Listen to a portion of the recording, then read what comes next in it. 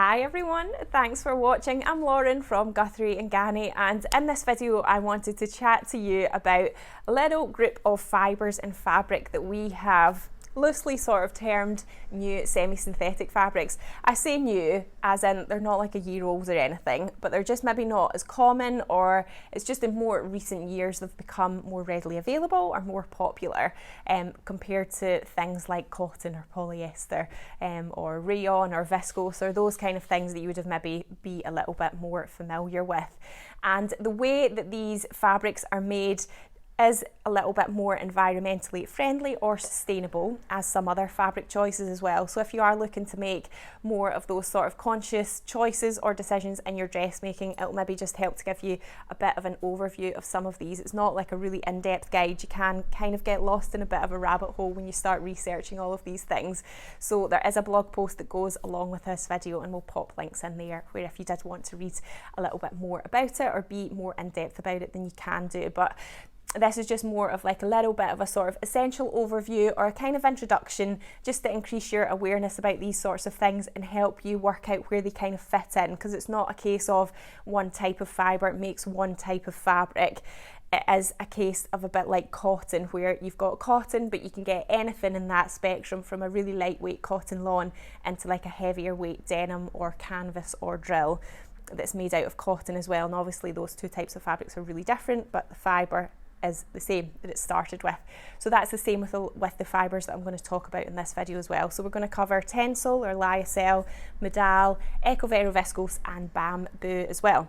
Now the other thing that I wanted to sort of say in the beginning, or just kind of mention, is that when we talk about sustainability and fibres and fabric choices and how environmentally friendly they are or unfriendly they are, I think it's also important to just use the terms in comparison to something else as well. Because I just feel that if you do make your own clothes, if you're a dressmaker and you make your own clothes, that act in itself, arguably regardless of what fabric that you choose to make it from, is more sustainable or environmentally friendly than going to a high street shop that sells quite cheap clothes and buying lots of them and wearing them once and chucking them away. If you make your own clothes and you really value that garment that you've made, you wear it for a long time, you keep it for a long time, you fix it when it's broken, you just generally like value it more and care for it more, maybe repurpose it later in its lifespan, then that in itself is more sustainable than, as I said, going and buying lots of fast fashion type clothes and chucking them away. So after you've maybe only worn them a couple of times. So yeah, I think it's worth sort of bearing that in mind as well. But as sustainability has become a much more hotter topic and more people are aware of it, and also generally the fabrics that you can get now do offer more choice in that sort of area, then you know it's something that you might want to just generally be a little bit more aware of. So I also wanted to cover the term semi-synthetic and explain a little bit about what that means. Sometimes it does also get referred to as artificial as well, and this is because although they derive from a natural resource, so usually some kind of pulp, wood pulp, the process of then getting that natural resource of bamboo or trees or whatever it is, I'll explain that later, to an actual fibre that's woven into fabric is quite a mechanical, man-involved extraction process, which is why they get called semi-synthetic fibres. Now the other term that you might come across sometimes is the standard 100 by Ecotex, and this is a sort of independent certification. It's known all over the world, and it's when fabrics would get made by a fabric producer and then they get tested or sort of certified that they don't contain any harmful substances and that they're therefore harmless for human health. So in theory, really, like anybody who's making fabric could get that. They would just get this independent certification body to come in and be like, yep, everything is all fine here, and then they get that sort of certification or stamp. So what I'm going to do is go into like a little bit more depth into Tencel or lyocell, modal, EcoVero viscose and bamboo. Show you some examples. I'm going to talk to you about how to care for them and wash for them, a few tips for how to sew with them, and then actually what you can make with them as well. Okay, so on to Tencel first of all, and the Tencel name is actually a brand name from an Austrian company called Lenzing AG, and they make lots of different types of fibres, but the Tencel one is most commonly or sort of well known or associated with the lyocell fibres. So Tencel and lyocell can sometimes get used interchangeably. They essentially mean the same thing. It's a bit like Hoover and vacuum get sort of used interchangeably, but essentially they mean the same thing. A machine that sucks stuff up.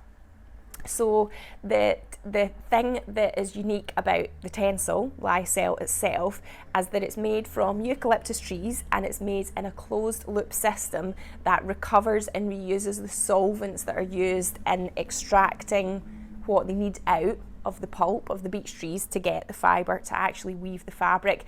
So it has a much less impact on the environment when you compare it to traditional viscose production, for example.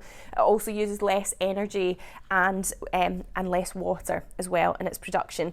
So you can get Tencel made into lots of different types of fabric, woven and knitted ones as well, but they're going to behave in a similar way to that. So they have a really lovely silky drape. They're very breathable, they're comfortable to wear as well, they're very durable, they've got good colour retention. They do tend to have a bit of a light sheen or sort of lustre to them. It makes them feel really luxurious, and it is really absorbent as well, so it can be up to about 50% more absorbent than cotton.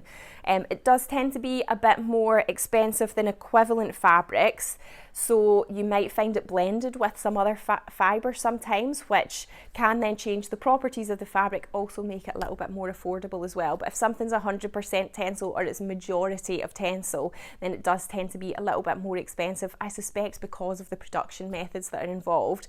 The shirt that I'm wearing just now, this is the Heijun handmade Amherst shirt. This is actually 100% Tencel. It's like a lightweight chambray denim, this one, and it's, you know, you can see that it's got a lot of movement and it's quite a loose garment, but it just hangs really nicely. It feels really lovely and soft as well.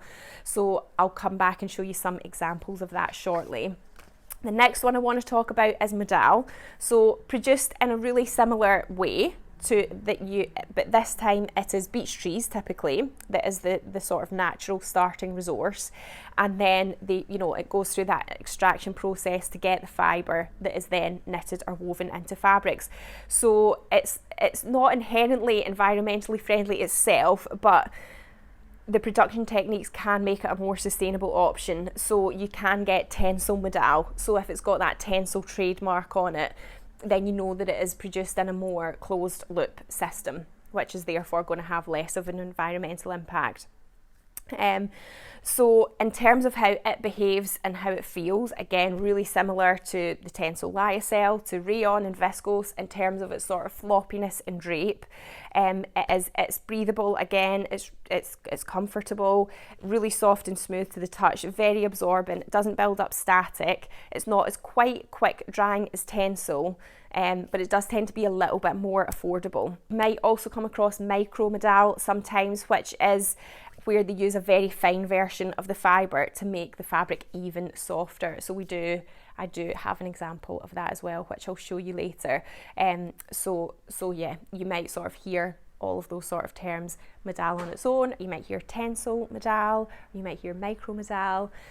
So yeah, they're all kind of coming from that same source, the beech trees, but in terms of how it's actually extracted and then how fine the fibre is, it can just have these different terms associated with it. Okay, the next one that I'm going to talk about is the EcoVero viscose. So in terms of how this fabric behaves and how it feels as well, again, it's going to be like really similar to regular viscose, but it is produced very, very differently. So it's Lenzing that give this EcoVero viscose sort of badge or certification, and then they say that it's derived from sustainable wood and pulp that comes from certified and controlled sources. So the viscose fabrics are free of harmful substances, and that the manufacturing cycle has been optimised to reduce the environmental impact. So emissions and water impacts are up to 50% lower using these types of production techniques. And Lenzing also say that their wood sourcing policies are audited annually for their contribution to forest conservation, transparency, and their commitment to sustainability as well. So you will find it in woven and knitted fabrics too, and again, in terms of how it's sort of draping and moving, as I said before, very, very similar. It's soft to the touch, it's comfortable, breathable, tends to not build up static. It can sometimes crease a bit more than other fibres, but you know, lots of fabrics crease, so it's not necessarily a negative, it's just maybe something to be aware of. Then the last one that I'm going to give a sort of overview on is bamboo. So as you would suspect, bamboo derives from the bamboo plant, which is really fast growing. It grows easily, it doesn't really need much pesticides to grow as well. If you've ever grown bamboo in your garden, you will definitely know that. So it is quite a popular fabric choice for producers. It can be grown in difficult areas as well, like hillsides, and it uses much less land and water than cotton does. So there are quite a few different methods or processes of getting a bamboo plant to a fibre that's then made into fabric. Some are more environmentally friendly than others, so that does just vary a little bit. But they are a really lovely choice for dressmaking. They're very soft to wear, like the viscose and EcoVero viscose, the Tencel, the modal fabrics. They've got that great drape, they're very breathable, and they have more crease resistance than some of the other fibres, which is good. They're very absorbent, so tend to be popular in active wear, and they're quick drying as well, and they're also said to have antibacterial properties too. So a few other different features in the bamboo fabrics. So in terms of washing and caring for these types of fibres and fabrics, I would recommend pre-washing them. They can shrink to varying degrees, so it's safer just to do a pre-wash at 30 degrees on just a normal cycle, and then air dry them as opposed to putting them in the tumble dryer. If they are stretchy fabrics, it's best to try and dry them as flat as possible, just so that they don't inadvertently stretch as you're drying them. And then a nice hot steamy iron as well after they have dried. It might be on some of them that you want to try where you can to press on the reverse of the fabric just to minimise any surface sheen that might get magnified a bit by the iron, or you could just use a pressing cloth as well, but that will vary between the fabrics. If you just have a little practice on a scrap, then you'll work out what is best for the particular type of fabric that you've got. Now, when it comes to working with them, because they all behave in quite a similar way, like they're quite floppy and drapey and sort of slippery, then you do just need a little bit of extra patience when it comes to working with them. So in terms of the needle size that you want to use, I would suggest for the woven fabrics to use a Microtex needle. It's nice and sharp. It's going to give you generally give you really good results with those types of fabrics. If it's stretchy jersey fabric, then a ballpoint needle, jersey stretch needle is fine, and try to just match the size of the needle to the weight of the fabric. So if it's a finer, lighter, thinner fabric, then air more towards like the 70 size, or if it's a thicker, sort of heavier one, then an 80 or even a 90 will be fine for that. Some people do use spray starch when they come to cut out, just to help stabilise the fabric, stop it moving around as much. I've actually never personally used that before, but I have heard other people use it and they've found it useful, and that it helps them to keep control of the fabric. If you've got a cutting mat and a rotary cutter, some people find that a little bit easier to cut it out, just because you're not having to sort of try and get pins into the fabric, but you can definitely just still use regular pins in a cutout method. That tends to be what I do, which I guess is kind of out of habit, but yeah, if you do have the rotary cutter and cutting mat set up, you might find that a little bit easier. I do have a separate blog post and video that is all about working with slippery fabrics in general, and that goes into a little bit more depth in terms of working with these fabrics, so you can always check that out if you want even more tips on how to handle these types of fibres. So I'll pop a link to that in the description to this video as well. So what I've done now is sort of grouped different fabrics together in terms of what they're like. So we've got lightweight and more medium weight fabrics, and we've got woven versions and stretch versions as well. So I'll go through a few different examples and suggest some different things that you can make with them. Okay, so first of all, I'm going to show you some lightweight options. They do tend to be really, really drapey, so think more like floaty dresses, things with gathers, things that have got tucks. You know, they're going to sort of float around and drape and swish really, really beautifully. So very similar to the fabric that is made from, that I use to make my shirt. This one here is a lightweight Tencel chambray fabric, and it is 100% Tencel. So this particular one is the stone wash chambray fabric. You can see that it's really soft, floaty, drapey, swishing around. It's got that lovely kind of luster and sheen to it, and that would be really good for, it's opaque as well, you don't need to line it, so very versatile fabric, anything from like dresses and tops and blouses. You could even make sort of lighter weight summery trousers with it as well. So a lovely one, it feels really, really luxurious.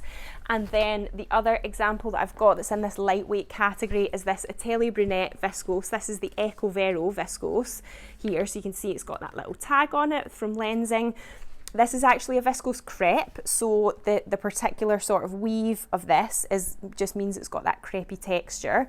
It's not totally sort of flat, so it gives it lovely depth to it, and you can see how lovely and lightweight and swishy it is. I've made this one into a Tilly and the Buttons indigo dress, which is beautiful. It hangs really, really nicely.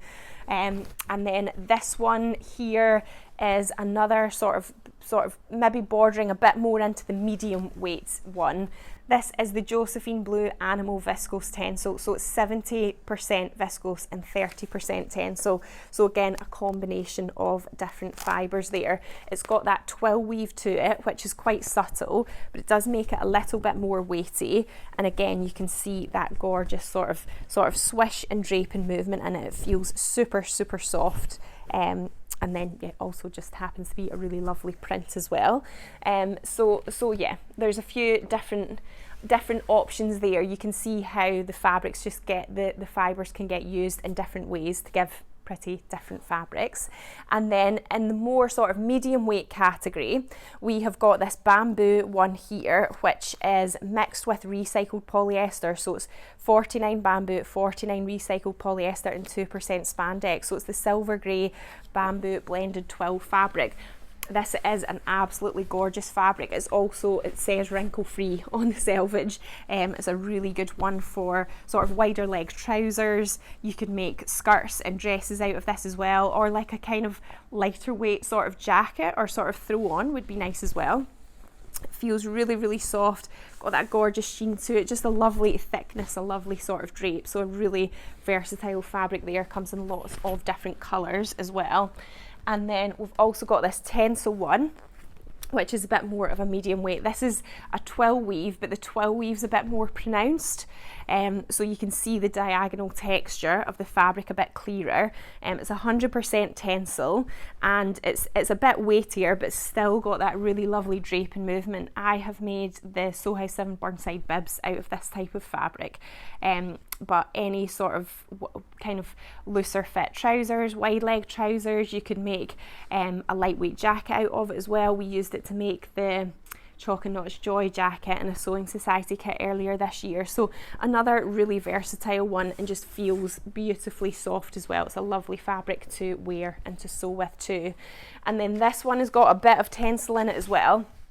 This is more of a medium weight woven fabric, and it's got quite a lot of different fibres in it. So let me just find the tag and I can read that out to you. It's 55 cotton, 21 polyester, 14 Tencel, 9 rayon and 1% spandex. It's got quite a pronounced sort of lovely texture or weave on it as well, and this would be good for something like the Closet Core Sasha trousers, something that's where you want a little bit more structure in the fabric, because it's blended with the cotton. It's obviously got a bit more structure than something that's 100% Tencel, but the Tencel does just make it really extra soft and have that little bit of a sheen to it as well. So another really lovely option there, and an example of how you can see that it gets blended with other things sometimes. Then we do also have a more medium weight denim, which is this one here. This is the 10.4 ounce stretch denim. So this is mostly Tencel, 66%, but then it's got 23 polyester, 10 viscose and 1% elastane. this is really sort of considering it's a 10.4 ounce denim, it is quite floppy and much lighter weight than a cotton that is 10.4 ounce. So I would say not as good for sort of fitted styles of trousers, of jeans, like ginger jeans for example, but definitely for wider leg jeans, jumpsuits, that kind of thing would be really good for that sort of garment. It feels super soft, it just feels absolutely beautiful, so lovely next to the skin, and yeah, you know, really breathable and got all those other lovely qualities as well. So a nice denim option there, classic sort of denim option. Then we're on to the stretch ones. So I've got quite a few different sort of stretch fabrics to show you that are lighter weight. This one here is a Tencel jersey. It is 95 Tencel and 5% elastane, and it's got this rib texture in it as well. You can see it's got that beautiful sheen, very floppy, very swishy, just feels amazing next to the skin. Really good if you're making like a little t-shirt or a vest or something. It's just very comforting to wear. I've got quite a few little vest tops that I use to layer up in that fabric, and it comes in lots of lovely colours too. Then this one here is a bamboo one, so it's sort of lighter weight, it's more like a t-shirt weight fabric. It's 68 bamboo and 28 cotton and 4% elastane. So compared to just a cotton jersey, it's definitely got much more sort of floppiness and drape, got a bit of a sheen to it as well, feels super soft and silky. Yeah, it's just a really nice option and alternative to 100% cotton. Then we've got another one that's quite lightweight. This time it is a Tencel modal. So I would say this is a bit more silky than the bamboo and cotton one. It's a little bit more floppy, probably feels a little bit more softer. And again, this is really good for, you can make a wrap dress out of it, a loose fitting jumpsuit, loose fitting trousers, or sort of kind of swishy jogging bottoms like the So Liberated Arianti pants. So yeah, another gorgeous option there. It just feels amazing. It's really nice. And then we've got a micro modal. So remember, this is just where they get an even finer version of that modal fibre, which makes it even softer. So that is this one here. The thickness of this is probably a little bit more than the Tencel modal. We've used this to make lightweight cardigans, jumpsuits, wrap dresses, so another super versatile one. You can see it's got that lovely sort of luster and sheen on it as well. It just feels absolutely gorgeous. And then this last one again is a bamboo mix. It's 92 bamboo and 8% elastane.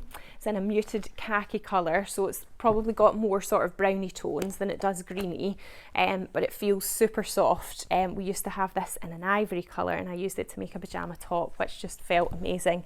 So soft, and lovely and breathable as well, because it's got that high bamboo content. So again, you can just see how they're maybe like blended in different ways. You had one that was bamboo mixed with cotton, this one's just bamboo, so they can, you know, they can get woven and combined in different ways, which might give slightly different effects, also slightly different prices as well. Obviously, when certain fibres are mixed with other ones, it can affect the ultimate price of the fabric. And then the last category is ones that are a little still stretchy, but a little bit more like medium weight or heavier weight. So this one here is a modal loop back. So it's like a French terry loop back. It's got those classic loops on the reverse. So you probably most commonly see this type of fabric as a cotton, but when it's made in the modal, it just makes it much more floppier, much softer and silkier, and you can just see that it's got much more drape. This is an excellent versatile fabric. I have used this to make leggings. I made the Megan Nielsen Virginia leggings out of it. You can make cardigans like the Helen's Closet Blackwood. You can make jumpsuits out of it, wrap dresses. Because it is a bit thicker and heavier, but it's made of modal, it has that combination of just being a bit more weighty but still maintaining really lovely drape and swish and movement. And then the final one that I've got to show you is here. It's another plain one. Again, it comes in quite a few different colours. So this is the navy lightweight soft ponte fabric, and it's 41 modal, 54 polyester and 5% elastane. And it also, we've said Ponte because it's almost like it's double-sided really. It feels a bit spongy, or if you've ever used scuba fabric before, it's almost like a bit of a lighter weight version of that. It feels super silky and soft, like it's almost just like buttery as you sort of mush the fabric together. It's a really versatile fabric as well. You could make jogging bottoms with it, sweatshirts with it, hoodies with it. They are just gonna, anything that's looser fitting is just gonna have like a little bit more sort of drape and swish to it, because you can see that the fabric is really floppy. But it's nice and stretchy, it's got pretty good recovery to it as well, so it sort of springs back into shape really nicely. So again, just another sort of alternative to fabrics that are in that category that are maybe more typically cotton. The fact that it's got that modal in it just gives it those other different properties. So I hope that you have found that useful, just to give you a bit of an overview of these different sort of terms and where they all fit in, and hopefully help you to see that, you know, it's not like one type of fibre is linked to a specific type of fabric. It can, you know, the fibres themselves can be made into lots of different types of fabrics, and depending on what they're combined with as well, and how they're woven, and whether they're woven or knitted, can give a fabric that is, you know, wide ranging. So yeah, I hope that has helped to just shed light on it and sort of give you a bit of an overview and introduction. Remember, there is a blog post that goes along with this video as well, so if you're looking for links to any of the fabrics or patterns that I mentioned, then you can check out that in the description too. If you do have any questions at all, feel free to leave a comment below on the video, or you can always contact the shop as well if you've got any questions. You probably get a bit of a quicker answer that way, because the G&G team monitor the emails every day. But thanks so much for watching. If you haven't subscribed to my channel already, then just remember to hit subscribe so you don't miss my next video, and I'll see you next time. Bye!